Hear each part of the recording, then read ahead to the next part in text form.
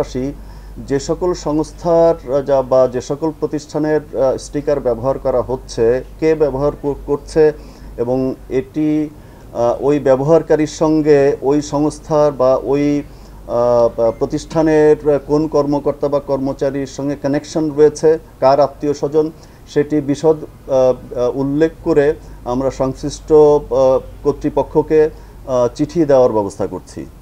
তাহলে তো এটি তো মানে জায়দিনের স্টিকার ব্যবহার করার অর্থ কি, যে এই যানবাহনটি জায়দিন পত্রিকার, কিন্তু আপনি আপনার ব্যক্তিগত কাজে বা আপনি আপনার কোনো আত্মীয় স্বজন এই স্টিকারটি ব্যবহার করছে তার ব্যক্তিগত যানবাহনে, তো এটি নিশ্চয়ই অবৈধ।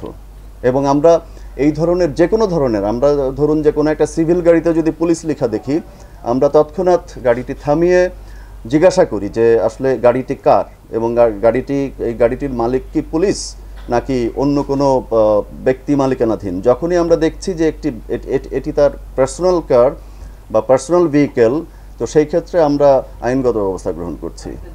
আমার ব্রিফিংয়ের শুরুতেই বলে নিয়েছি যে অননুমোদিত, আমি কিন্তু অবৈধ কথাটি উল্লেখ করিনি।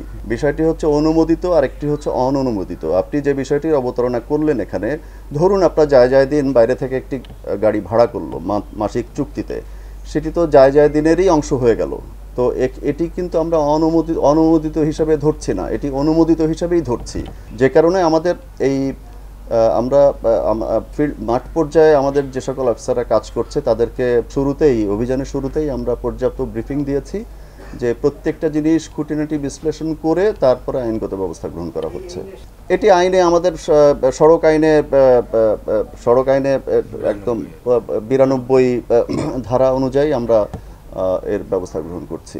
তো অবশ্যই আমি প্রায় আরও 8-10 দিন আগে তাপদাহ শুরুর দিকে আমি বেশ কয়েকটি গণমাধ্যমে বলেছিলাম যে আমরা আমাদের এই ট্রাফিক ম্যানেজমেন্টের ক্ষেত্রে আমাদের যে জনবল কাজ করছে তাদের ব্যাপকভাবে ব্রিফিং করছি এবং মাঠ পর্যায়ে সকল সিনিয়র কর্মকর্তা যারা সুপারভাইজিং স্টেটাসে কাজ করে তারা সকলেই কিন্তু সকাল থেকে রাত পর্যন্ত মাঠ পর্যায়ে উপস্থিত থেকে সরেজমিনে আমরা বিষয়গুলি তদারকি করছি।